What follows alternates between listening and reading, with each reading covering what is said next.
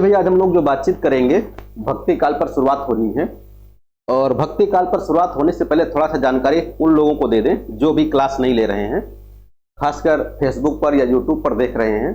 जैसे हमने आपसे फीस लिया है या अन्य लोग जो फीस के लिए जानकारी ले रहे हैं, तो फीस जैसे हमने आपको बताया कि 1999, तो 1999। अब आप लोग पूछते हैं, आप में से कई लोग कि जो 1999 रुपये फीस ली जा रही है ये किसकी फीस है, यानी कि ये मासिक है, महीने की फीस है या 2 बार 3 बार देनी है।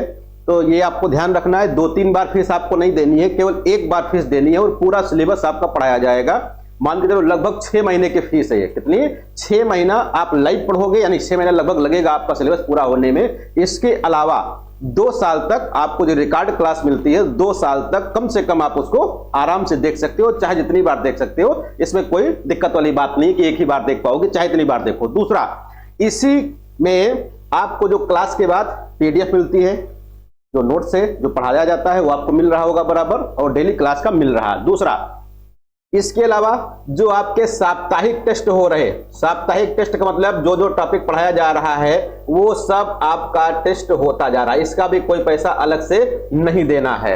हाँ, जब कभी अलग से कोई सीरीज चलेगी टेस्ट की, उसका पैसा आपको अलग दिया जा सकता है। बाकी जो साप्ताहिक टेस्ट हो रहा है या जो टॉपिक वाला टेस्ट हो रहा है, ये आपको अलग से कोई पैसा देने की आवश्यकता नहीं है। तो इसी 1999 रुपये में आपको क्लास मिलेगी, पूरी लाइव रिकॉर्ड क्लास। इसके अलावा साप्ताहिक टेस्ट होंगे और पूरा नोट्स जो पढ़ाया जा रहा है ये सब आपको मिलेगा। अलग अलग आपको फीस देने की आवश्यकता यहां पर नहीं है, केवल 1 बार देना है।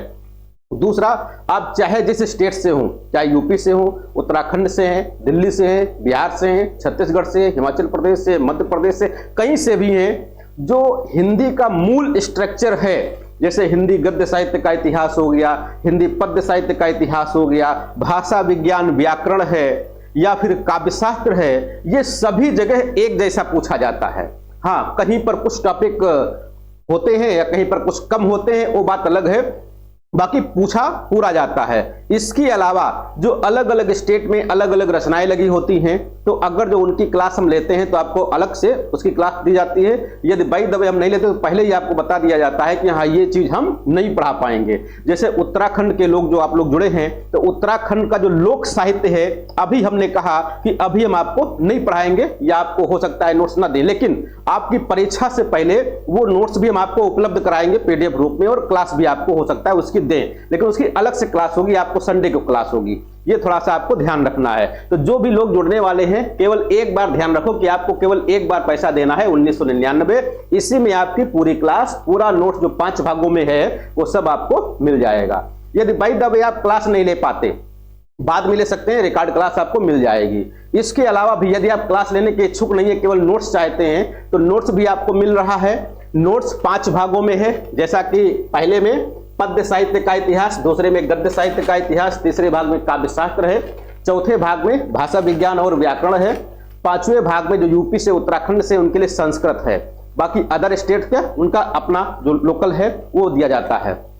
इसमें जो 5 भागों में आपको नोट्स मिल रहा है, पूरा क्लास नोट जैसा पढ़ाया जा रहा है बिल्कुल वैसा ही मिल रहा है। प्लस अब व्याकरण को छोड़ करके सभी पुस्तकों में, चाहे वो संस्कृत हो, काव्यशास्त्र हो, गद्य साहित्य हो, पद्य साहित्य हो, उसमें प्रत्येक अध्याय के बाद वहां पर बहुविकल्पीय प्रश्न भी आपको अभ्यास के लिए जोड़ दिए गए और लगभग खूब क्वेश्चन जोड़े गए। जैसे आत्मकथा है, कहानी है, जीवनी है, ये बड़ी बड़ी जो विधाएं हैं, इनमें 150 क्वेश्चन, 150 क्वेश्चन जोड़ा गया है। भक्ति काल पर 400-500 क्वेश्चन जोड़ा गया है, या आदि काल पर 200 क्वेश्चन है, रीति काल पर 200 क्वेश्चन है, आधुनिक काल पर 200 क्वेश्चन है। इसी प्रकार से जो छोटी छोटी विधाएं हैं, चाहे इतनी छोटी विधा है, सब पर कुछ न कुछ क्वेश्चन, यानी 50, 60, 70, 80 जितने अधिकतम क्वेश्चन बन पाए वो सब बहुविकल्पीय प्रश्न आपको दिए गए हैं। यहां तक कि जो गद्य में आपका दिया गया था, जो आपातकालीन यानी कि अकाल से संबंधित या कोई ऐसी घटना, बीमारी से संबंधित जो पुस्तकें दी गई थी, उन पर भी क्वेश्चन आपको दे दिए गए। तो अब आपके नोट्स में सब कुछ मिल रहा है एक साथ में, तो भी आप ले सकते हैं। उसका शुल्क अभी बढ़ाया नहीं गया, केवल 1850 रुपया ही है। बशर्ते जो लोग ले चुके हैं, क्लास ले रहे हैं, उनको अभी नोट्स खरीदने की आवश्यकता नहीं है। बाकी जो लोग केवल नोट्स लेना चाह रहे हैं उनके लिए बात हो रही है। बाकी फिलहाल हम शुरू कर रहे हैं अपना आज का टॉपिक। आज का टॉपिक क्या है? भक्ति काल पर बातचीत होना है। पहली क्लास भक्ति काल पर है। तो सबसे पहला प्रश्न भक्ति काल में जो आता है वो समय सीमा को लेकर के आता है कि भक्ति काल की समय सीमा क्या है। तो भक्ति काल की समय सीमा सामान्य रूप से रामचंद्र शुक्ल जी के द्वारा जो मानी गई है वही भक्ति काल की सीमा आपकी परीक्षा में पूछी जाती है।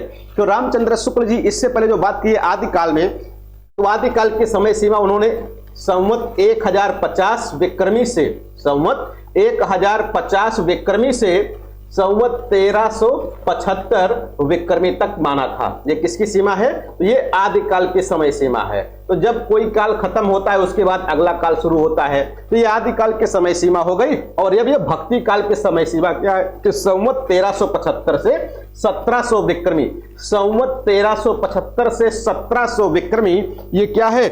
भक्ति काल की समय सीमा है।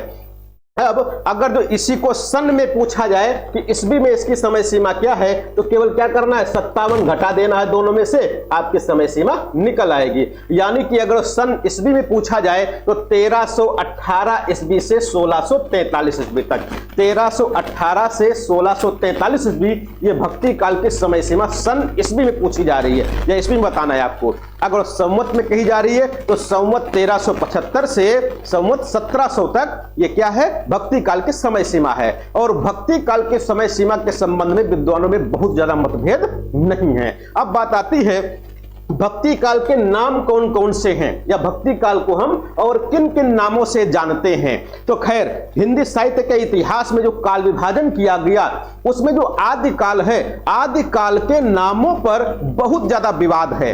इसीलिए आदि काल के 17-18 नाम हम लोग पढ़ करके आए। भक्ति काल में सबसे कम विवाद है नामकरण को लेकर के, नाम को लेकर के। अगर दूसरे नंबर पर कहा जाए तो रीति काल है जिस पर ज्यादा विवाद है। सबसे ज्यादा विवाद नामकरण को लेकर के आदि काल पर, दूसरे नंबर पर रीति काल, तीसरे नंबर पर भक्ति काल और चौथे नंबर पर जो आता सबसे कम जिस पर है तो वो आधुनिक काल आता है। तो आधुनिक काल के संबंध में भी नामकरण के संबंध में बहुत कम मतभेद है। तो यहां पर जो भक्ति काल के अंतर्गत जो नामकरण किया गया है अलग अलग विद्वानों के द्वारा, तो आपको एक साथ दे दिया गया। तो सबसे पहले बात आती है कि भक्ति काल को कलात्मक उत्कर्ष का काल किसने कहा? तो भक्ति काल को कलात्मक उत्कर्ष का काल, किसको? भक्ति काल को कलात्मक उत्कर्ष का काल किसने कहा है? तो पृथ्वीनाथ कमल कुलश्रेष्ठ ने। किसने? पृथ्वीनाथ कमल कुलश्रेष्ठ ने भक्ति काल को कलात्मक उत्कर्ष का काल कहा। किसका? कलात्मक उत्कर्ष का काल कहा। दूसरा, भक्ति काल को लोक जागरण काल, भक्ति काल को लोक जागरण काल किसने कहा? तो रामविलास शर्मा जी ने। तो डॉक्टर रामविलास शर्मा ने भक्ति काल को लोक जागरण काल कहा है। और भक्ति काल को लोक जागरण किसने कहा है? आचार्य हजारी प्रसाद द्विवेदी जी ने कहा है।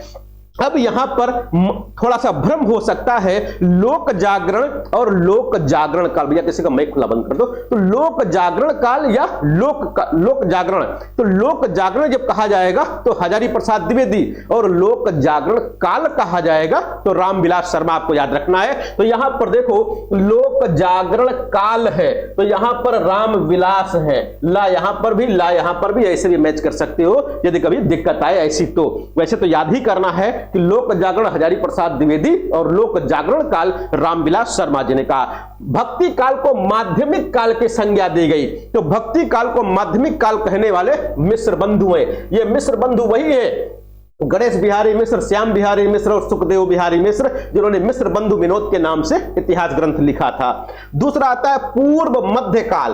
पूर्व मध्य काल जो नाम दिया गणपत चंद्रगुप्त जी ने, पूर्व मध्य काल गणपत चंद्रगुप्त जी ने।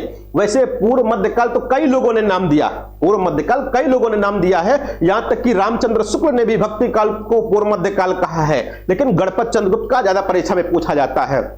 इसके अलावा भक्ति काल, तो भक्ति काल को भक्ति काल किसने कहा? तो भक्ति काल को भक्ति काल सबसे पहले किसने कहा? तब फिर वहां पर रामचंद्र शुक्ल हो जाएंगे। रामचंद्र शुक्ल के बारे में आपको पहले से ही पता है कि रामचंद्र शुक्ल जी जब नामकरण किए तो नामकरण में दोहरा नामकरण पद्धति अपनाए थे, यानी कि प्रत्येक चारों कालखंडों के दो दो नाम दिए थे। जैसे आदि काल को आदि काल कहा और वीर गाथा काल कहा, भक्ति काल को भक्ति काल कहा और पूर्व मध्यकाल कहा, रीतिकाल को रीतिकाल कहा और उत्तर मध्यकाल कहा। इसी प्रकार से आधुनिक काल को आधुनिक काल और गद्यकाल दोनों कहा है। तो इस प्रकार से दोहरा नामकरण पद्धति अपनाए हैं रामचंद्र शुक्ल जी। तो यहां पर जो भक्ति काल कहा गया भक्ति काल को, तो सबसे पहले किसने कहा है? तो रामचंद्र शुक्ल जी ने कहा है। इसके अलावा फिर अन्य विद्वानों ने इसको वही मान लिया कि भक्ति काल है। फिर हिंदी साहित्य का स्वर्ण काल, तो हिंदी साहित्य का स्वर्ण काल भी श्याम सुंदर दास और जॉर्ज अब्राहम ग्रियर्सन दोनों लोगों ने कहा है। लेकिन कहीं कहीं मिल जाता है कि स्वर्ण युग श्याम सुंदर दास ने कहा, स्वर्ण काल जॉर्ज अब्राहम ग्रियर्सन ने कहा। लेकिन ये जहां तक हमारा मानना है ठीक नहीं है, उचित नहीं है। हाँ, ये है कि सबसे पहले भक्ति काल को हिंदी साहित्य का स्वर्ण काल या स्वर्ण युग किसने कहा है? तो सबसे पहले की अगर बात आए तो सबसे पहले स्वर्ण काल कहने वाले जॉर्ज अब्राहम ग्रियर्सन हैं। कभी कभी परीक्षा में पूछ लेता है कि हिंदी साहित्य के भक्ति काल को स्वर्ण युग सबसे पहले किसने कहा है या स्वर्ण काल किसने कहा है, तो वहां पर जॉर्ज अब्राहम ग्रियर्सन आपको ऑप्शन में मिल जाते हैं। दिक्कत तब होती है जब श्याम सुंदर दास या जॉर्ज अब्राहम ग्रियर्सन दोनों लोग होते हैं, तब दिक्कत आती है। बाकी दोनों में से कोई एक है, आप सही कर सकते हो। स्वर्ण काल या स्वर्ण युग जॉर्ज अब्राहम ग्रियर्सन और श्याम सुंदर दास दोनों लोगों ने कहा है। लेकिन अगर दोनों एक साथ आ जाएं और पूछा जाए सबसे पहले किसने कहा है, तो जॉर्ज अब्राहम ग्रियर्सन हो जाएंगे। ये आपको ध्यान रखना है। तो ये 8 नाम हैं। कितने? 8 नाम हैं जो भक्ति काल के अंतर्गत आपसे पूछे जा सकते हैं कि भक्ति काल को लोक जागरण किसने कहा, भक्ति काल को लोक जागरण काल किसने कहा, भक्ति काल को माध्यमिक काल किसने कहा है, भक्ति काल को कलात्मक उत्कर्ष का काल किसने कहा, भक्ति काल को माध्यमिक काल या भक्ति काल को पूर्व मध्य काल किसने कहा, भक्ति काल को स्वर्ण युग किसने कहा है, भक्ति काल को स्वर्ण काल किसने कहा। इस प्रकार से प्रश्न आपसे पूछे जा सकते हैं। तो 8 नाम यहां पर आपको दे दिए गए, उनके प्रस्तोता दे दिए गए हैं। अब आगे बात आती है कि भक्ति काल पर भक्ति काल हिंदी साहित्य का स्वर्ण युग जॉर्ज अब्राहम ग्रियर्सन ने सबसे पहले जो मैंने बताया और श्याम सुंदर दास दोनों लोगों ने कहा है। हाँ, कभी कभी सीधा प्रश्न पूछ लेते हैं कि हिंदी साहित्य के किस कालखंड को हिंदी साहित्य का स्वर्ण काल कहा जाता है। तो किसको स्वर्ण काल कहा गया? तो भक्ति काल को हिंदी साहित्य का स्वर्ण काल कहा जाता है। किसने कहा? सबसे पहले जॉर्ज अब्राहम ग्रियर्सन ने और फिर श्याम सुंदर दास जी ने कहा है। दूसरा आता कि भक्ति काल साहित्य, भक्तिकालीन साहित्य सर्वप्रथम तमिल भाषा में लिखा गया था। तो भक्ति कालीन जो साहित्य है वो सबसे पहले किस भाषा में लिखा गया? तो भक्ति कालीन जो साहित्य है सबसे पहले तमिल भाषा में, यानी दक्षिण की भाषा। कहां की? दक्षिण की भाषा तमिलनाडु की भाषा है। तो भाई जैसे कि हमको पता पहले से ही पता है, या आप लोगों को भी पता है कि भक्ति का जो उदय हुआ वो दक्षिण भारत में पहले हुआ। कहां पर हुआ? दक्षिण भारत में भक्ति का उदय पहले हुआ। तो जब भक्ति का उदय पहले हुआ तो भक्ति कालीन साहित्य का भी उदय कहां पर? दक्षिण में सबसे पहले होगा। और इस संबंध में कबीर की या डॉक्टर सत्येंद्र की एक पंक्ति आपको याद आ रही होगी कि भक्ति द्राविड़ी उपजी लाए रामानंद, भक्ति द्राविड़ी उपजी लाए रामानंद, प्रकट किया कबीर ने 7 द्वीप 9 खंड। ये पता होगा आपको पहले से ही। तो ये जो दोहा है क्या कहता है कि भक्ति द्राविड़ी उपजी, द्राविड़ी मतलब दक्षिण में, तो दक्षिण में भक्ति उपजी थी, उत्पन्न हुई थी। वही यहां पर कहा गया कि भक्तिकालीन साहित्य सबसे पहले कहां पर? तमिल भाषा में लिखा गया था, फिर हमारा हिंदी में आया। अब आगे बात आती है कि महत्वपूर्ण दर्शन कौन कौन से हैं। भाई दर्शनों की बात करो तो बहुत से दर्शन हैं, लेकिन हमारे भक्तिकालीन हिंदी साहित्य पर किन किन दर्शनों का ज्यादा प्रभाव पड़ा है, उन दर्शनों के बारे में थोड़ा सा जानकारी लेने की आवश्यकता है। जो उत्तराखंड के लोग हैं उनकी प्रायः यही बात रहती है कि सर जी ये हमारे सिलेबस में नहीं, सर जी ये हमारे सिलेबस में नहीं है। तो ऐसा नहीं कि सीधे सीधे आपके टॉपिक में दिया गया होगा दर्शन, भक्तकालीन दर्शन, ऐसे नहीं दिया गया। जब आप शुरुआत देखोगे, जो प्रथम प्रश्न पत्र है उसकी शुरुआत की पहली लाइन देखोगे, वहां पर सीधे लिखा है पूर्व पीठिका, चाहे वो आदिकाल की हो, चाहे वो भक्ति काल की हो, चाहे वो रीतिकाल की हो, चाहे वो आधुनिक काल की हो, पूर्व पीठिका में सब कुछ आ जाता है। इसी प्रकार से प्रवृत्तियां, तो प्रवृत्तियां के अंतर्गत भी सब कुछ आ जाता है। तो आपको जो कुछ पढ़ना है, जो यहां से पढ़ाया जा रहा है, सब आपकी परीक्षा में आने वाला है और आएगा। तो ये आपको मान के नहीं चलना कि आपके सिलेबस में सीधे नहीं दिया गया, सीधे नहीं दिया गया, क्योंकि सिलेबस एक पेज में आपको दिया गया है। और पूछा बहुत कुछ जाना है, 150 प्रश्न 150 प्रश्न पूछा जाना है। तो यहां से क्वेश्चन कम से कम 2-3 प्रश्न आज की क्लास से आपकी परीक्षा में मिलेंगे। उत्तराखंड वाले ध्यान रखेंगे बहुत अच्छे से। और उत्तराखंड ही नहीं, हर एक स्टेट में यहां से प्रश्न पूछे जाते हैं, क्योंकि भक्तकालीन साहित्य है, हिंदी साहित्य का स्वर्णकाल इसको कहा गया है। इतना महत्वपूर्ण कालखंड है, इतना महत्वपूर्ण साहित्य लिखा गया है, तो उस साहित्य पर कौन कौन से दर्शनों का प्रभाव है, इस पर चर्चा होनी है। तो सबसे पहले बात आती है अद्वैतवाद की। किसकी? अद्वैतवाद की। अद्वैतवाद पढ़ने से पहले इसको सबसे पहले हम लोग तोड़ लेते हैं कि इसमें है क्या, इसका मतलब क्या है। तो आ प्लस द्वैत, आ प्लस द्वैत प्लस वाद, ये हो गया। ये 3 भागों में टूट गया, 3 भागों में अद्वैतवाद टूट गया। आ क्या है? उपसर्ग है, जो क्या मतलब इसका क्या करता? निषेध का भाव प्रकट करता, निषेध, नकार, यानी कि नहीं का भाव प्रकट कर रहा है। और द्वैत का मतलब है दो, द्वैत का मतलब दो का भाव, दो का भाव। और वाद का मतलब होता है बंद विचारधारा, बंद विचारधारा या बंद विचार प्रणाली। भाई जैसे कहते हैं ये छायावाद है, ये प्रगतिवाद है, ये प्रयोगवाद है। तो ये वाद का मतलब है कि जो विचारधारा थी उसको संकुचित कर दिया गया, उसमें बंधन लगा दिए गए। जैसे छायावाद, तो छायावाद में छाया से, रहस्य से इतर आप बात नहीं करोगे, छाया पर ही बात करोगे, क्योंकि उसके साथ वाद लगा हुआ। उसी प्रकार से यहां पर भी है, वाद का मतलब बंद विचारधारा, बंद विचार प्रणाली। दूसरा द्वैत, दो का भाव, द्वैत मतलब दो का भाव। पहला आ का नहीं, यानी कहने का मतलब क्या है, सामान्य रूप से अगर धर्म से जुड़ो तो सीधे हम लोग बात करते कि आत्मा और परमात्मा। किसकी बात करते? आत्मा और परमात्मा। कहते हैं भगवान जी अवतरित हुए, हम लोग भगवान जी को ढूंढने के लिए जाते हैं, मंदिर मस्जिद ढूंढते रहते हैं, गिरजाघर गुरुद्वारा को ढूंढते रहते हैं, लेकिन भगवान कभी मिले नहीं।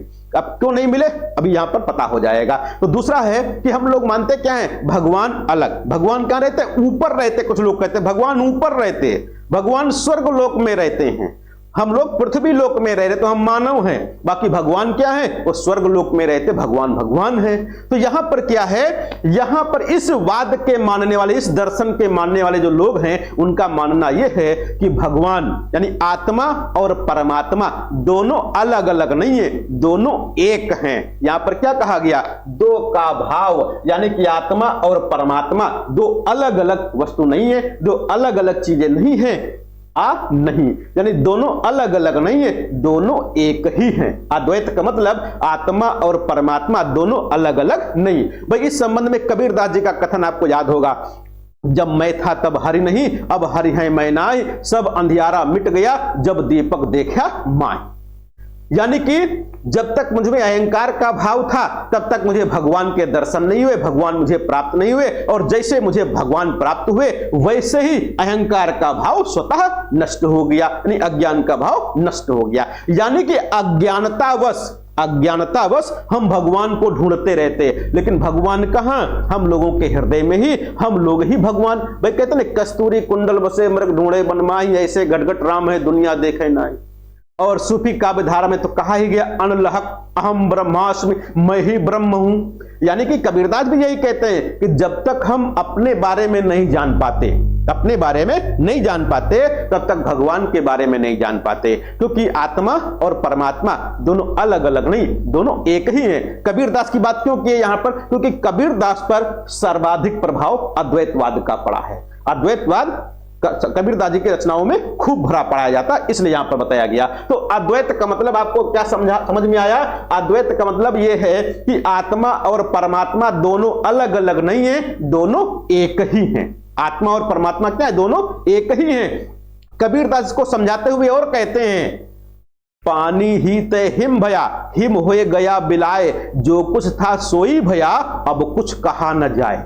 यानी कि पानी से क्या बना? पानी जम गया तो बर्फ बन गई, और बर्फ पिघल गई तो क्या बन गया? पानी बन गया, जल बन गया। तो वही आत्मा परमात्मा है।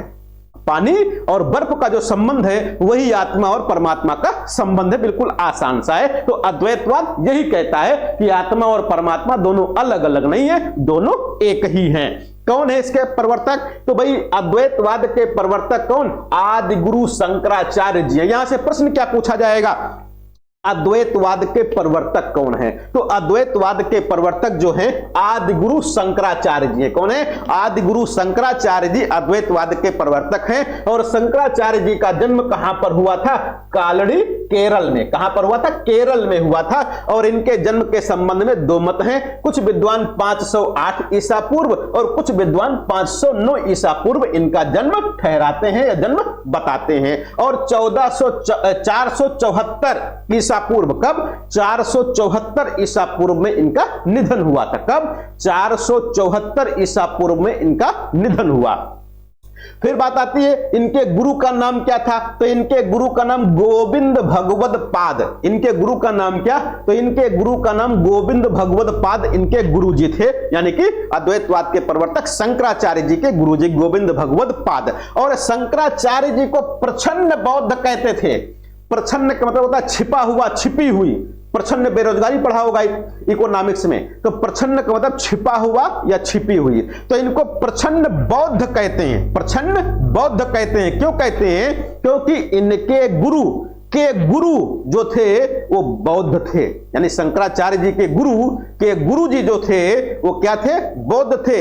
इसलिए जो बौद्ध गुरु जी थे, गुरु जी के गुरु यानी कि गुरु गौड़पाद, तो गुरु गौड़पाद जो थे उनका प्रभाव उनके शिष्य पर पड़ा और उनके शिष्य से उनके शिष्य यानी कि शंकराचार्य जी पर प्रभाव पड़ा। इन पर किसका? बौद्ध दर्शन का। इसलिए यहां पर आपको ध्यान रखना है कि शंकराचार्य जी को प्रच्छन्न बौद्ध भी कहा जाता है। क्यों कहा जाता है? क्योंकि इनके गुरु के गुरु गौड़पाद क्या थे? बौद्ध थे। इन्होंने प्रस्थानत्रयी यानी कि गीता, उपनिषद और ब्रह्म सूत्र का भाष्य किया था। यहां पर ध्यान दीजिएगा, प्रस्थानत्रयी में कौन कौन से ग्रंथ आते हैं? तो प्रस्थानत्रयी में गीता, कहीं कहीं पर भगवत गीता लिखा मिलेगा, तो गीता मिले, भगवत गीता मिले, दोनों सही है। और उपनिषद और ब्रह्म सूत्र, तो गीता, उपनिषद और ब्रह्म सूत्र ये प्रस्थानत्रयी के अंतर्गत आते हैं। तो प्रस्थानत्रयी का भाष्य किया था किसने? शंकराचार्य जी ने। आगे बात आती है इन्होंने स्मृति संप्रदाय का प्रवर्तन किया। कौन? शंकराचार्य। तो शंकराचार्य जी ने स्मृति संप्रदाय का प्रवर्तन किया जो कि पंचदेव उपासना पर आधारित है। किस पर? पंचदेव उपासना पर। तो पंचदेव उपासना पर आधारित कौन सा संप्रदाय है? स्मृति संप्रदाय है। स्मृति संप्रदाय का प्रवर्तन किसने किया? तो शंकराचार्य जी ने किया है। और जो पंचदेव उपासना है इसमें कौन कौन से पंचदेव हैं? तो पंचदेव उपासना में शैव, शाक्त, सौर, स्मार्त और गाणपत्य मत आते हैं। ये 5 मत पंचदेव उपासना के अंतर्गत आते हैं। लेकिन आगे चल करके सौर और गाणपत्य मत वैष्णव धर्म में अंतर्लीन हो गए, यानी इसी में विलीन हो गए। और इन सब में सबसे प्राचीन मत जो है वो शैव धर्म है, यानी कि जो शैव मत है, शैव धर्म है, ये इन 5 में सबसे पुराना, सबसे प्राचीन मत माना जाता है। तो पंचदेव उपासना में सबसे प्राचीन धर्म क्या है? सबसे प्राचीन मत क्या है? तो शैव मत सबसे प्राचीन है। शंकराचार्य के दर्शन का आधार किसका? शंकराचार्य के दर्शन का आधार वेदांत या उपनिषद है। ये कई परीक्षाओं में पूछा जा चुका है, बहुत महत्वपूर्ण है भाई। तो शंकराचार्य के दर्शन का आधार, शंकराचार्य के दर्शन का आधार क्या है? तो वेदांत या उपनिषद। तो वेदांत या उपनिषद किसका? तो शंकराचार्य के दर्शन का आधार है। और अद्वैत का अर्थ, अद्वैत का अर्थ तो हमने पहले ही बता दिया कि ब्रह्म और जीव में द्वैत का अभाव, यानी कि ब्रह्म और जीव में कोई तात्विक भेद नहीं है। जीव और ब्रह्म में, यानी कि आत्मा और परमात्मा में, या जीव और ईश्वर में कोई तात्विक भेद नहीं है। दोनों एक जैसे, एक ही हैं। और शंकराचार्य जी ने क्या कहा कि संसार को भ्रम यानी कि माया माना है। संसार को भ्रम माना है उनके अनुसार, यानी शंकराचार्य जी के अनुसार। शंकराचार्य जी ने क्या कहा? ब्रह्म सत्यम जगन मिथ्या। ब्रह्म सत्यम जगन मिथ्या, यानी कि ब्रह्म सत्य है और ये संसार मिथ्या है, नश्वर है, नाशवान है। कौन कहता है? शंकराचार्य जी कहते हैं कि यह जगत मिथ्या है, ब्रह्म ही सत्य है। और जो ये संप्रदाय है या जो दर्शन है अद्वैतवाद, अद्वैतवाद का सर्वाधिक प्रभाव भक्ति काल में अगर तो कहा जाए तो कौन से साहित्य पर पढ़ा, कौन सी काव्य धारा पर पढ़ा, तो निर्गुण काव्य धारा पर। किस पर? निर्गुण काव्य धारा पर अद्वैतवाद का, अद्वैत दर्शन का, अद्वैत वेदांत का प्रभाव सबसे अधिक पड़ा है, और खासकर संत काव्य धारा पर अद्वैत वेदांत का, अद्वैत दर्शन का खूब प्रभाव पड़ा है। तो इतने प्रश्न आपके बनते हैं किससे? अद्वैतवाद से संबंधित है, सभी महत्वपूर्ण हैं। आगे बात आती है द्वैतवाद की। किसकी? द्वैतवाद की। इसको अगर जो अलग अलग किया जाए तो यहां पर क्या बनेगा? द्वैत प्लस वाद। वाद के बारे में हम लोग पढ़ लिए, बंद विचार प्रणाली, और द्वैत का मतलब दो, दो का भाव, द्वैत का मतलब दो का भाव। अभी इससे पहले शंकराचार्य जी क्या कहे कि आत्मा और परमात्मा, जीव और ब्रह्म दोनों अलग अलग नहीं है, दोनों एक ही हैं। उन्हीं की प्रतिक्रिया स्वरूप पैदा हुआ क्या? द्वैतवाद पैदा हुआ। इनका मानना यह था मध्वाचार्य जी का, इन्होंने कहा कि आत्मा और परमात्मा, जीव और ब्रह्म एक नहीं है, दोनों अलग अलग हैं। तो यहां पर यही बताया गया कि द्वैतवाद का लक्ष्य ब्रह्म को प्राप्त करना है। अगर जो आत्मा और परमात्मा, जीव और ब्रह्म दोनों अलग अलग हैं, तो जीव हमेशा भगवान को प्राप्त करने का प्रयास करेगा, या आत्मा परमात्मा से मिलने का प्रयास करेगी, या उसको अपनाने का प्रयास करेगी। वही यहां पर कहा गया कि द्वैतवाद का लक्ष्य ब्रह्म को प्राप्त करना है। किसको प्राप्त करना? ब्रह्म को प्राप्त करना है। किंतु इसमें जीव, जगत और ब्रह्म को परस्पर भिन्न माना गया है, अभिन्न नहीं माना गया। मतलब तीनों अलग अलग हैं। जीव की अलग सत्ता है, ब्रह्म की अलग सत्ता है, और जो संसार है इसकी अलग सत्ता है। और द्वैतवाद के प्रवर्तक कौन है? मध्वाचार्य जी। द्वैतवाद के प्रवर्तक मध्वाचार्य जी हैं। 1149 ईस्वी में इनका जन्म हुआ। कहां पर? बेलग्राम, दक्षिण भारत में। कहां पर? दक्षिण भारत में। इससे पहले जो कालड़ी, केरल में पैदा हुए थे शंकराचार्य जी, ये भी दक्षिण भारत में हैं।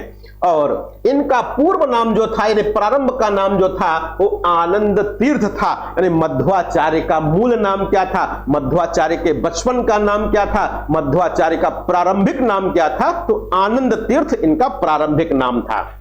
और इस द्वैतवाद के आराध्य देव जो थे वो कृष्ण थे, यानी इसमें कृष्ण जी की उपासना की गई है। और इसमें सबसे महत्वपूर्ण क्या है कि इसमें राधा को कोई मान्यता नहीं दी गई, यानी कि द्वैतवाद में राधा का कोई स्थान नहीं है। राधा के बारे में जिक्र नहीं किया गया है, राधा के बारे में चर्चा नहीं की गई। तो यह भी आपसे पूछा जा सकता है, निम्नलिखित में से किस वाद में, किस दर्शन में राधा का कोई उल्लेख नहीं हुआ है? तो द्वैतवाद में राधा का कोई उल्लेख नहीं हुआ है। और यह अद्वैतवाद की प्रतिक्रिया स्वरूप, किसकी?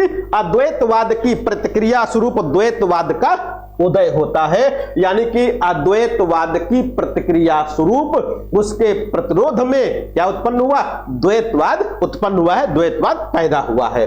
अब आगे बात आती है कि मध्वाचार्य के अनुसार, इसके अनुसार, मध्वाचार्य के अनुसार, अभी शंकराचार्य जी के अनुसार हम लोगों ने पढ़ा, क्या पढ़ा? ब्रह्म सत्यम जगन मिथ्या, यानी कि ब्रह्म सत्य है और ये संसार मिथ्या है, ये संसार झूठा है, नाशवान है, ये कहा गया। यहां पर क्या कहा गया कि संसार मिथ्या नहीं है, संसार मिथ्या नहीं है, संसार झूठा नहीं है, संसार नाशवान नहीं है। क्या है? जीव ब्रह्म का आभास नहीं है, जीव ब्रह्म का आभास नहीं है, और ना ही ब्रह्म, यानी कि ये तीनों अलग अलग हैं, ये तीनों अलग अलग हैं, एक ही नहीं है।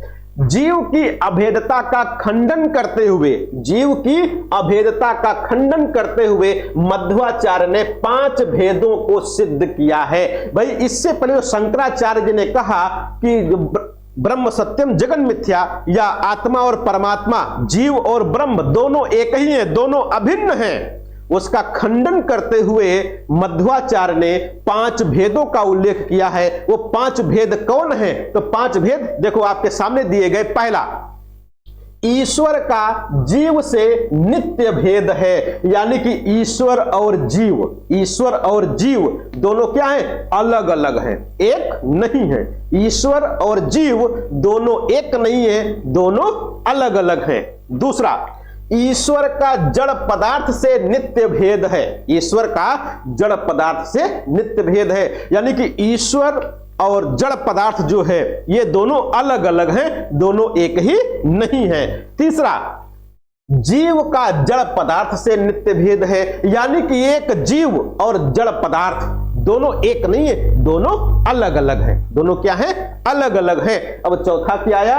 एक जीव का दूसरे जीव से नित्य भेद है, यानी कि संसार में जितने भी जीव हैं सब में अलगाव है, सब अलग अलग हैं, एक नहीं है। फिर एक जड़ का दूसरे जड़ से नित्य भेद है। एक जड़ का यानी कि एक जड़ पदार्थ जिसको निर्जीव कहते हैं, तो एक निर्जीव पदार्थ का दूसरे निर्जीव पदार्थ से नित्य भेद है। ये 5 भेदों की कल्पना की, 5 भेदों का उल्लेख किया। किस लिए? जो अभिन्नता का खंडन करते हुए, जो शंकराचार्य जी कहते थे संसार मतलब ब्रह्म और ईश्वर, जीव और ईश्वर ये दोनों एक ही की बात करते हैं, दोनों एक ही है, उसका खंडन करते हुए ये 5 भेदों को सिद्ध किया है। किसने? मध्वाचार्य ने। इसमें देखो 5 क्या है? 5 की बात की गई है, 5 भेदों को सिद्ध किया गया है। इसीलिए इस सिद्धांत को पंचभेद सिद्धांत भी कहा जाता है। क्या कहते हैं इसको? पंचभेद सिद्धांत भी। क्या कहते हैं? पंचभेद सिद्धांत। अभी इससे पहले हम लोग पढ़ के आए पंचदेवो उपासना। तो पंचदेवो उपासना कहां पर की गई? स्मार्त संप्रदाय में। स्मार्त संप्रदाय में पंचदेवो उपासना की गई। यहां पर पंचभेद सिद्धांत की बात आ रही है। तो पंचभेद सिद्धांत किसको कहा गया है? तो मध्वाचार्य के सिद्धांत को पंचभेद सिद्धांत कहा गया। और इसका जो प्रभाव है, तो इस मत का प्रभाव दक्षिण भारत में अधिक और उत्तर भारत में कम पड़ा है। जो द्वैतवाद है इसका प्रभाव हमारे दक्षिण भारत में ज्यादा पड़ा है, उत्तर भारत में इसका प्रभाव ज्यादा नहीं पड़ पाया है। यह आपको ध्यान रखना है। आगे बात आती है द्वैता द्वैतवाद। कौन है? द्वैता द्वैतवाद। अगर जो इसकी बात करो तो इसको अलग अलग करो तो क्या बनेगा भाई? क्या बनेगा? पहले द्वैत प्लस अद्वैत प्लस वाद। अब देखो इन तीनों के बारे में हम लोग पढ़ चुके, इन तीनों के बारे में हम लोग पहले ही पढ़ चुके हैं। अद्वैत के बारे में शंकराचार्य जी पहले ही बात कर चुके हैं, द्वैत के बारे में मध्वाचार्य बात कर चुके हैं, और वाद का मतलब बंद विचारधारा, बंद विचार प्रणाली यानी संकीर्ण विचारधारा कह सकते हो इसको। तो अब देखो द्वैत अद्वैत। द्वैत में हमने क्या पढ़ा? जीव और ब्रह्म दोनों अलग अलग है, एक नहीं। अद्वैत में क्या पढ़े? जीव और ब्रह्म एक ही है, अलग अलग नहीं। यहां पर क्या कहा जा रहा है? द्वैता द्वैत। द्वैत भी है यानी दो का भाव भी है, अलग अलग भी है और नहीं भी है, अलग अलग भी है और नहीं भी है। यहां पर विरोधाभास लग रहा है आपको। कैसे? अभी आगे बात करते हैं।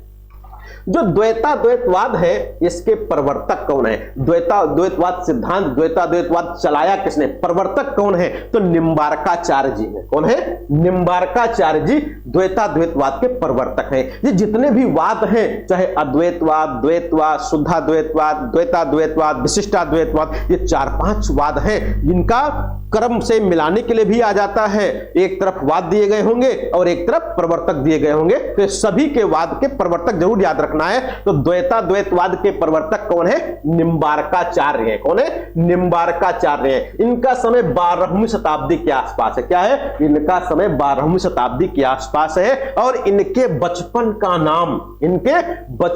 नाम नियमानंद है। क्या है? नियमानंद इनके बचपन का नाम है, या कहीं कहीं पर इनका नाम आरुणि मिलता है। आरुणि माने भी सूर्य होता है, आरुणि सूर्य को कहते हैं। तो नियमानंद या आरुणि इनके बचपन का नाम है या इनका प्रारंभिक नाम है, यह आपको याद रखना है। दूसरा, जो निम्बार्काचार्य इनका नाम पड़ा, भाई इनके बचपन का नाम नियमानंद या आरुणि था। इनका नाम निम्बार्काचार्य कैसे पड़ा? निम्बार्काचार्य कैसे पड़ा? भाई निम्बार्काचार्य को अगर जो लिखा जाए तो निम्बार्क, क्या लिखा जा सकता है? निम्बार्क प्लस आचार्य, तो अब निम्बार्काचार्य हो गया। अब देखो निम्बार्क को अलग अलग कर दिया जाए तो निम्ब प्लस अर्क, तो भाई अर्क का मतलब होता है सूर्य, अर्क मतलब सूर्य, और निम्ब जो है नीम का तत्सम रूप है। निम्ब नीम का तत्सम रूप है। भाई नीम का पेड़, नीम का पौधा सब लोग जानते होंगे, सूर्य के बारे में सब लोग जानते हैं। तो यहां पर देखो नीम के वृक्ष पर सूर्य के दर्शन कराने वाला, नीम के वृक्ष पर सूर्य के दर्शन कराने वाला इनको कहा गया। किसको? निम्बार्काचार्य को कहा गया। इस संबंध में एक जनश्रुति है, इस संबंध में जनश्रुति है कि इनका बचपन का नाम भाई नियमानंद या आरुण था। निम्बार्काचार्य कैसे हुए? निम्बार्काचार्य कैसे हुए? तो याद रखिएगा, एक बार नियमानंद या आरुणि जो भी कह लो, या निम्बार्काचार्य ही कह लो, निम्बार्काचार्य इनके यहां कोई एक जैन साधु आए थे, इनके पास कोई एक जैन साधु आए थे। और जब साधु मिल गए, मित्र मिल गए, दोस्त मिल गए, तो बात करते करते समय कब समय बीत गया पता ही नहीं चलता है। तो उसी प्रकार से जब ये जैन साधु से बातचीत करने लगे और बातचीत इतनी ज्यादा मशगूल हो गए, बातचीत करने में इतना व्यस्त हो गए कि इनको पता ही नहीं चला कि रात हो गई। अब जब रात हो गई तो आपको पता होगा कि जैन धर्म के जो अनुयायी होते हैं, जैन धर्म के जो मानने वाले लोग होते हैं, वो सूर्यास्त के बाद खाना नहीं खाते। वो सूर्यास्त के बाद खाना नहीं खाते, भले 3 दिन से भूखे हो, लेकिन सूर्यास्त के बाद वो खाना नहीं खाते। उनका नियम है, धर्म से संबंधित है। तो जो जैन साधु इनके यहां आए थे, अब जब पता लगा कि जैन साधु तो खाना खाएंगे नहीं, सूर्यास्त हो गया, अंधेरा हो गया, अब कैसे खाना खाएंगे? अब निम्बार्काचार्य बड़े दुखी हुए।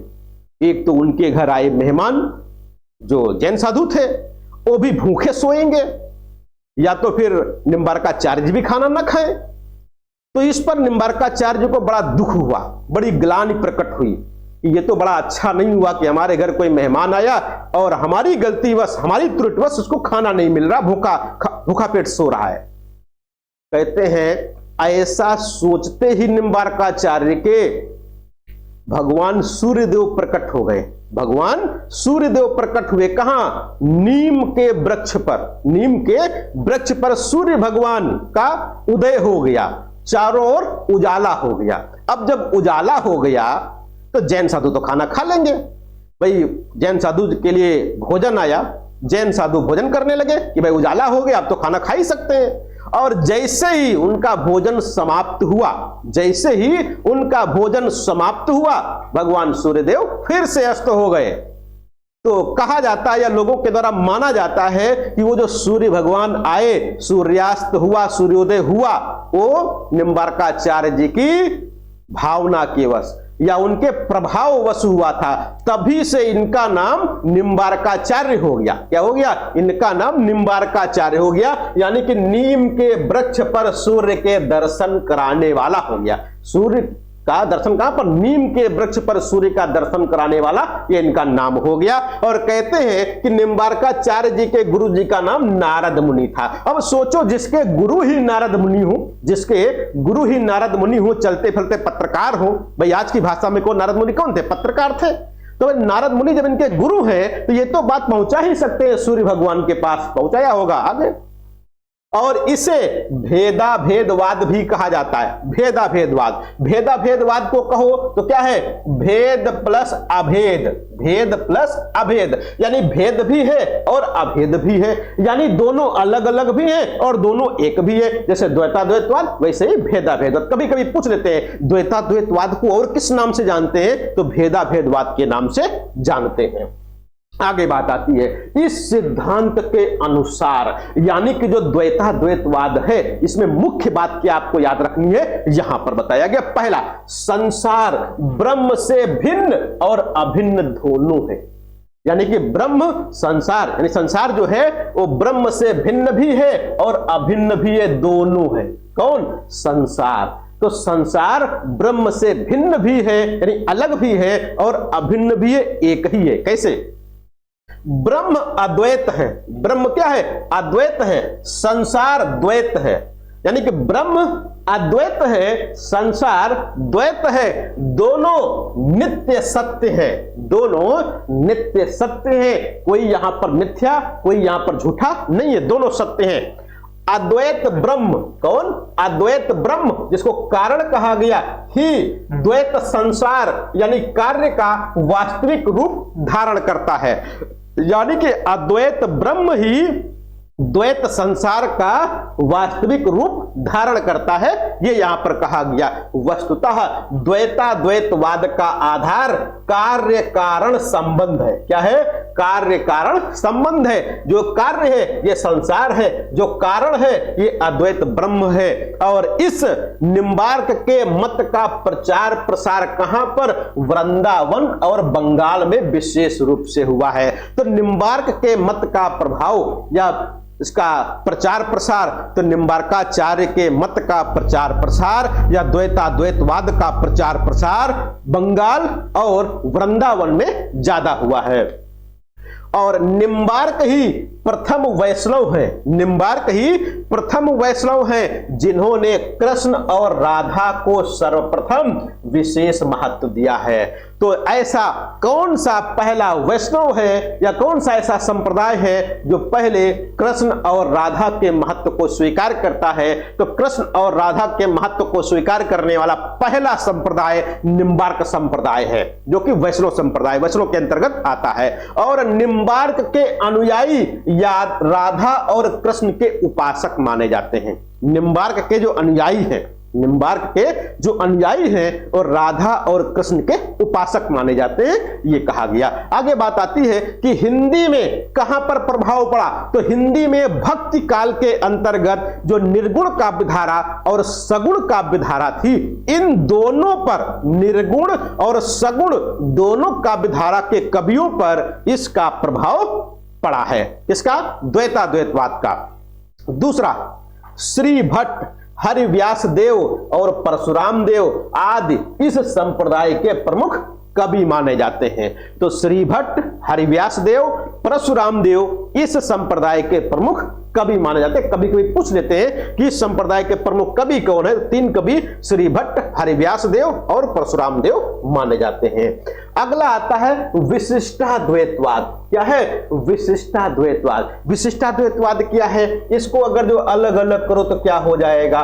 विशिष्ट प्लस आ प्लस द्वैत प्लस वाद, यानी कि विशिष्ट प्लस आ प्लस द्वैत प्लस वाद, यानी अद्वैत तो है लेकिन विशेष प्रकार का, विशेष स्थितियों में, विशेष स्थितियों में विशेष प्रकार का अद्वैत है। यानी कार्य और कारण या ब्रह्म और जीव दोनों में अद्वैत तो है लेकिन विशिष्ट प्रकार का, विशेष प्रकार का। इस संप्रदाय के प्रवर्तक कौन है? आचार्य रामानुज। आचार्य रामानुज, आचार्य चाहे पहले लिखो चाहे रामानुजाचार्य लिख दो, बात एक ही है। तो आचार्य रामानुज या रामानुजाचार्य इस वाद के प्रवर्तक हैं और इनका समय 1017 से 1137 ईस्वी, 1017 से 1137 ईस्वी विशिष्टाद्वैतवाद के प्रवर्तक आचार्य रामानुजाचार्य का समय माना जाता है। और ये श्री पेरुम्बदूर, ये पूछा जाता है, श्री पेरुम्बदूर तमिलनाडु में इनका जन्म हुआ था। तो रामानुजाचार्य का जन्म कहां पर हुआ? तमिलनाडु में हुआ। कहां पर? श्री पेरुम्बदूर में। और इनके गुरु का नाम परीक्षा में बहुत पूछते हैं, तो इनके गुरु का नाम कांचीपूर्ण था। तो रामानुजाचार्य के गुरु का नाम कांचीपूर्ण था और इनके गुरुजी शूद्र थे। क्या थे? जाति से शूद्र थे। इसलिए भी क्वेश्चन बहुत पूछते हैं कि निम्नलिखित में से किसके गुरु कांचीपूर्ण शूद्र थे? तो रामानुजाचार्य के गुरु कांचीपूर्ण शूद्र थे। और इनके लिखे 3 ग्रंथ माने जाते हैं, रामानुजाचार्य जी के द्वारा लिखे गए 3 ग्रंथ माने जाते हैं, जिनमें से वेदार्थ संग्रह, श्री भाष्य और गीत भाष्य। वेदार्थ संग्रह, श्री भाष्य, गीत भाष्य, ये 3 ग्रंथ हैं जो रामानुजाचार्य जी के द्वारा लिखे हुए माने जाते हैं। रामानुजाचार्य ने प्रस्थानत्रयी, रामानुजाचार्य ने प्रस्थानत्रयी, शुरुआत में ही बात किए थे, प्रस्थानत्रयी का भाष्य किसने लिखा था? तो शंकराचार्य जी ने। यहां पर क्या है? यहां पर भी देखो, प्रस्थानत्रयी भागवत गीता, ब्रह्मसूत्र, उपनिषद की विशिष्ट व्याख्याओं में चित अचित विशिष्ट ब्रह्म की स्थापना की है। किसने? रामानुजाचार्य ने। वहां पर क्या पूछा जाएगा शंकराचार्य जी वाले में? तो शंकराचार्य जी वाले में बताया गया था कि शंकराचार्य जी ने, किसने? शंकराचार्य जी ने प्रस्थानत्रयी यानी कि गीता, उपनिषद और ब्रह्मसूत्र का भाष्य किया था। तो भाष्य किसने किया? शंकराचार्य जी ने। लेकिन प्रस्थानत्रयी भागवत गीता और उपनिषद तथा ब्रह्मसूत्र कि विशद व्याख्याओं में, किसमें? विशद व्याख्याओं में चित अचित विशिष्ट ब्रह्म की स्थापना किसने की है? तो चित अचित विशिष्ट ब्रह्म की स्थापना रामानुजाचार्य ने की है। और रामानुजाचार्य के अनुसार या विशिष्टाद्वैत के अनुसार ब्रह्म के दो रूप माने जाते हैं।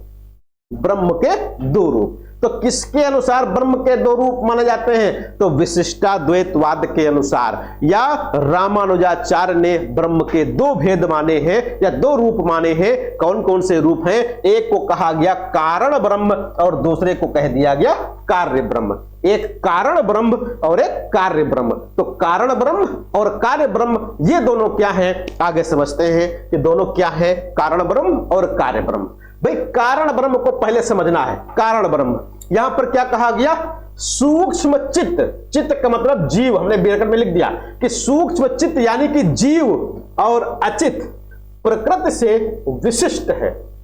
यानी कि जो सूक्ष्म जीव है, क्या है? सूक्ष्म जीव है और जो प्रकृति है दोनों से विशिष्ट है, यानी प्रकृति से विशिष्ट है। सूक्ष्म जीव क्या है? यहां पर देखो, कारण ब्रह्म ये किससे विशिष्ट है? तो सूक्ष्म चित्त यानी कि जीव और अचित यानी कि पृथ्वी से विशिष्ट है।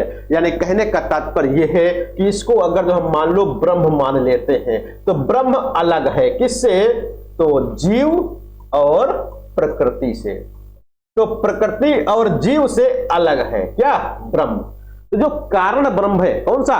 कारण ब्रह्म जो है वो जीव और प्रकृति से अलग है। सूक्ष्म जीव और सूक्ष्म प्रकृति से अलग है, यानी अचित से अलग है। चित्त और अचित से अलग क्या? ब्रह्म। फिर कार्य ब्रह्म। कार्य ब्रह्म में क्या कहा गया?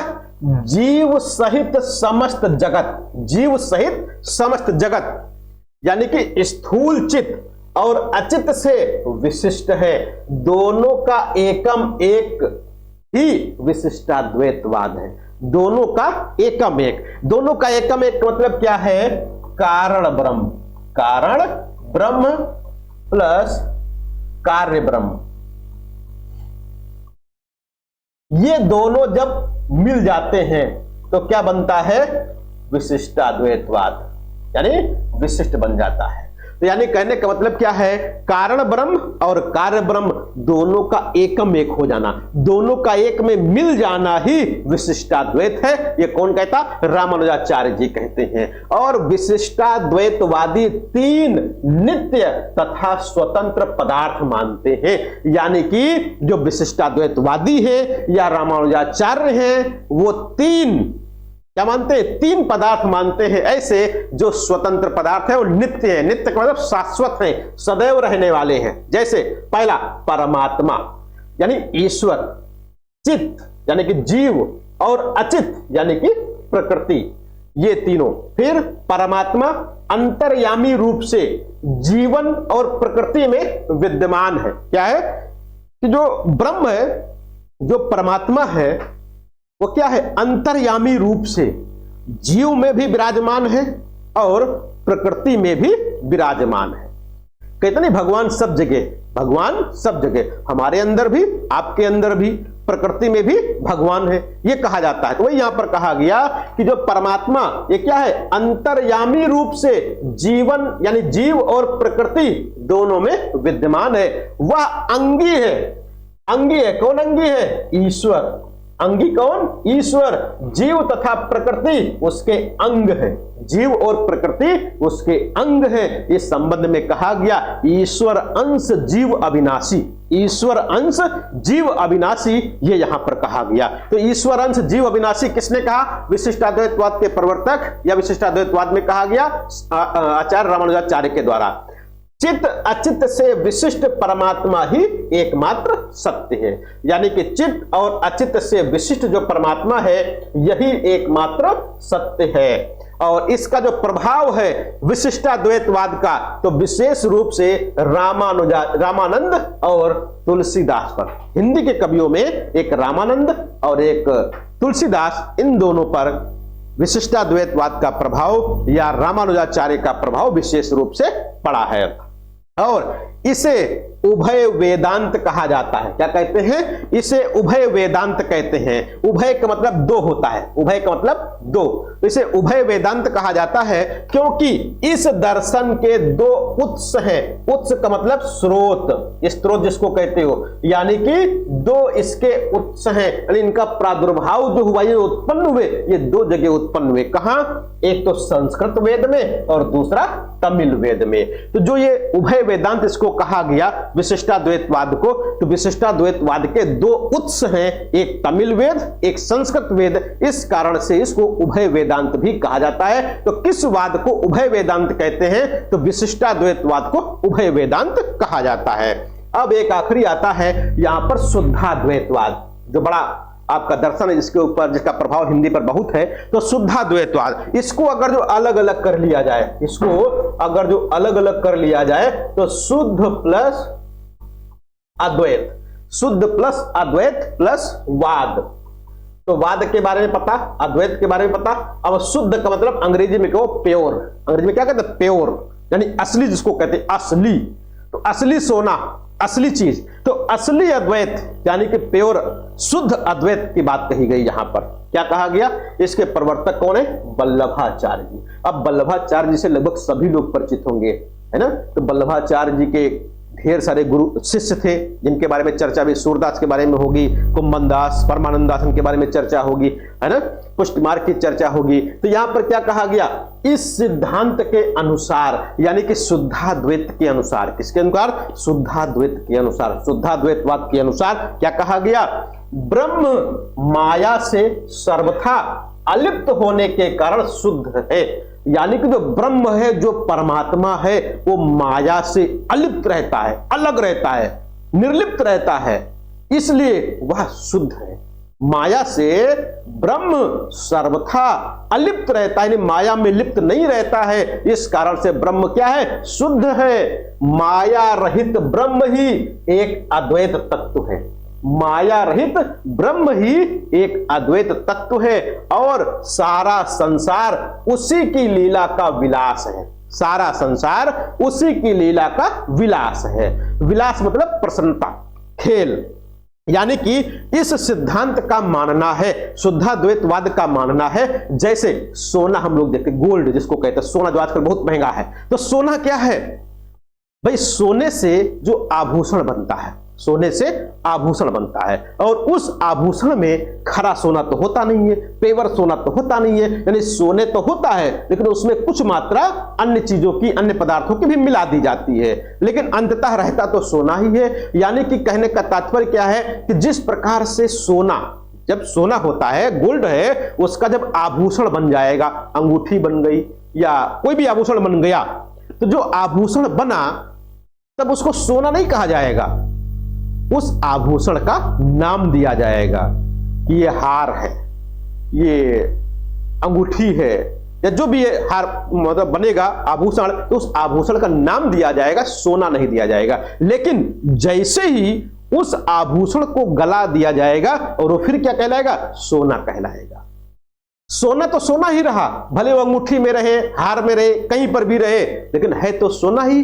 वैसे ही यानी कि हमारा परमात्मा क्या है? वो सोना है। परमात्मा क्या है? सोना है। हम लोग क्या है? आभूषण है। हम लोग क्या है? आभूषण है। भाई सोने से चाहे अंगूठी बनाओ, चाहे हार बनाओ, चाहे माला बनाओ, कुछ भी बनाओ, सोने से बन जाएगा। वैसे ही भगवान हमें चाहे जीव बनाए, चाहे प्रकृति बनाए, कुछ बनाए, लेकिन अंततः भगवान ही तो रहेगा। यानी कहने का मतलब क्या है कि हम लोग भी क्या भगवान के तो अंश हैं, भगवान ही रहेंगे। हमारी आत्मा कहां पर जाकर के? परमात्मा में तो मिल जाती है, हमारी आत्मा परमात्मा में जाकर के मिलती है। तो वैसे यहां पर बताया गया जिस प्रकार से सोना हमेशा सोना ही रहता है, भले ही उससे कई प्रकार के आभूषण बना लिए जाएं, लेकिन अंततः वो सोना ही रहता है, तो परमात्मा ही रहती है। ये बताया गया। यहां पर क्या कहा गया? सर्वम खलु इदम ब्रह्म, सर्वम खलु इदम ब्रह्म, यानी कि सब कुछ, सर्वम खलु यानी सब कुछ ब्रह्म है। सब कुछ क्या है? ब्रह्म ही है। यानी ये सब कुछ, चाहे चित्त है, चाहे अचित्त है, चाहे जीव है, चाहे प्रकृति है, ये सब तो ब्रह्म ही है। ब्रह्म की माया ही तो है, ब्रह्म की माया है, ब्रह्म की लीला है, ये कहा गया।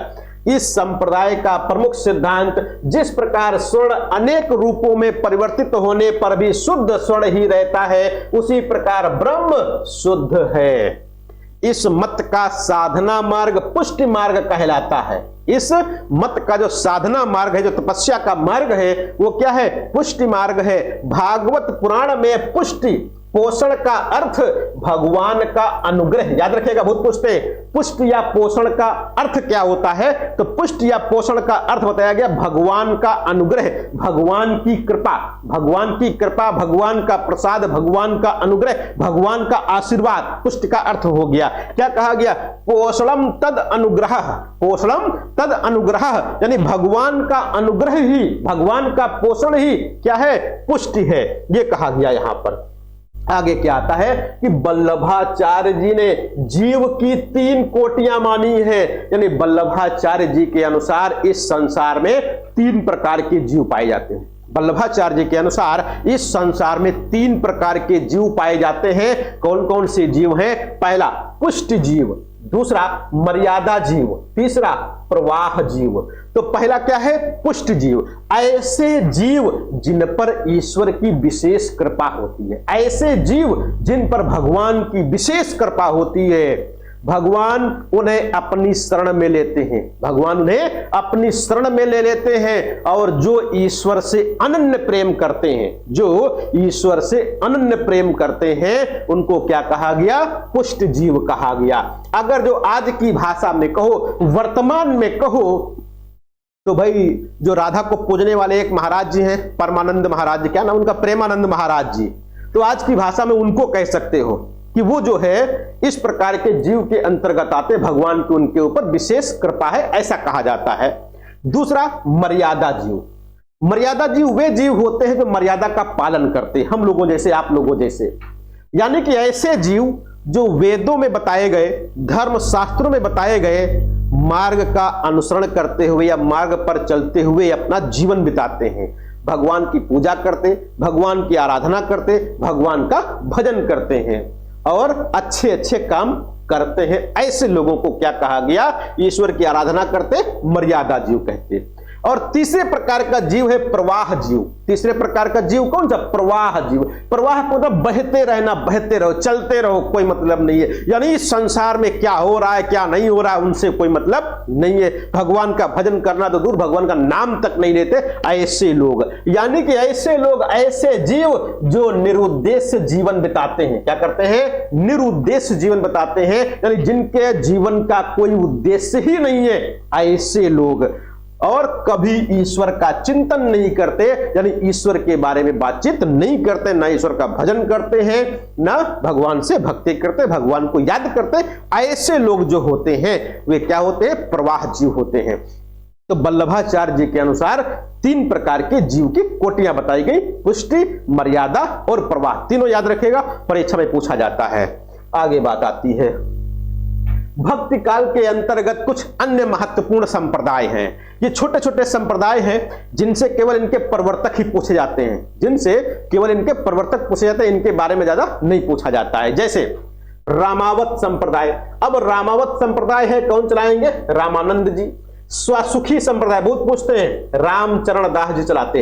महापुरुषिया संप्रदाय के प्रवर्तक शंकर देव हैं। गौड़ीय संप्रदाय चैतन्य महाप्रभु। रामदासी संप्रदाय रामदास। सखी या हरिदासी संप्रदाय जिसको स्वामी हरिदास प्रवर्तक हैं। सखी या हरिदासी संप्रदाय, सखी या हरिदासी संप्रदाय स्वामी हरिदास हैं। और आगे रसिक संप्रदाय, कौन? रसिक संप्रदाय के अग्रदास हैं तत्सुखी जीवाराम। ये भी बहुत पूछते हैं, तत्सुखी संप्रदाय जीवाराम। और महानुभाव संप्रदाय चक्रधर। महानुभाव संप्रदाय के प्रवर्तक कौन है? चक्रधर जी हैं। और फिर राधा वल्लभ संप्रदाय। राधा वल्लभ संप्रदाय स्वामी हित हरिवंश। राधा वल्लभ संप्रदाय हित हरिवंश है। और ये राधा वल्लभ संप्रदाय ऐसा संप्रदाय है जिसमें राधा को विशेष महत्व दिया गया, यानी कि कृष्ण से ज्यादा महत्ता राधा को दी गई है इस संप्रदाय में। किसमें? राधा वल्लभ संप्रदाय में। और देखा होगा जो प्रेमानंद महाराज जी हैं संभवतः इसी संप्रदाय से वो प्रेरित हैं या इसी संप्रदाय के अनुयायी हैं, क्योंकि राधा को विशेष महत्व देते हैं। राधा वल्लभ संप्रदाय के जो मतानुयायी हैं। और अगला आता है वारकरी संप्रदाय। कौन सा है? वारकरी संप्रदाय है। इसके प्रवर्तक पुंडलिक कहीं कहीं मिलेगा और कहीं कहीं संत ज्ञानेश्वर मिलेगा। जैसा विकल्प मिले वैसा आपको सही करना है। अगला आता है प्रमुख वैष्णव संप्रदाय। कभी कभी पूछा निम्नलिखित में से कौन वैष्णव संप्रदाय नहीं है? तो ये 4 वैष्णव संप्रदाय दिए गए, इनमें से कोई एक आज परीक्षा में आपके पूछा जा सकता है। जैसे श्री संप्रदाय। श्री संप्रदाय के प्रवर्तक रंगनाथ मुनि। श्री संप्रदाय के प्रवर्तक कौन है? रंगनाथ मुनि है। कहीं कहीं पर रंगनाथ मुनि को नाथ मुनि कह दिया जाता है। तो रंगनाथ मुनि और नाथ मुनि दोनों अलग अलग नहीं है, दोनों एक ही नाम है, याद रखिएगा। तो कहीं श्रीनाथ मुनि, रंगनाथ मुनि और कहीं कहीं नाथ मुनि। और इसका जो दर्शन है वो विशिष्टाद्वैतवाद है। यानी श्री संप्रदाय का दर्शन क्या है? विशिष्टाद्वैतवाद है। ब्रह्म संप्रदाय, इसके प्रवर्तक मध्वाचार्य जी। ब्रह्म संप्रदाय मध्वाचार्य प्रवर्तक और द्वैतवाद का प्रभाव है इस पर। रुद्र संप्रदाय विष्णु स्वामी जी हैं और शुद्धाद्वैतवाद का प्रभाव है इस पर। सनकादि संप्रदाय निम्बार्काचार्य प्रवर्तक हैं और द्वैताद्वैतवाद का इस पर प्रभाव है। तो ये 4 वैष्णव संप्रदाय हैं, श्री संप्रदाय, ब्रह्म संप्रदाय, रुद्र संप्रदाय और सनकादि संप्रदाय। ये प्रमुख वैष्णव संप्रदाय हैं। बाकी की ऐसा नहीं कि 4 ही वैष्णव संप्रदाय हैं, वैष्णव संप्रदाय बहुत सारे हैं, लेकिन यहां पर जो 4 हैं ये महत्वपूर्ण हैं। ये आपकी परीक्षा में पूछे जा चुके हैं, पूछे जाते हैं बराबर, इसलिए इन 4 पर बातचीत हुई है। आगे कल हम लोग बातचीत करेंगे आगे भक्ति के संबंध में कि भक्ति का उदय कैसे हुआ, भक्ति का उदय कहां हुआ, उसका प्रभाव क्या क्या रहा जो भक्ति उदय हुई। इन सब पर हम लोग कल चर्चा करेंगे। आलवार संतों पर, नयनार संतों पर, या भक्ति काल की जो प्रवृत्तियां हैं, भक्ति काल का पहला कवि या कौन कौन सी धाराओं में बांटा गया है, इसके ऊपर हम लोग कल चर्चा करेंगे। यहां तक भैया कोई प्रश्न, कोई डाउट हो, बहुत जल्दी से हम लोग बातचीत कर सकते हैं।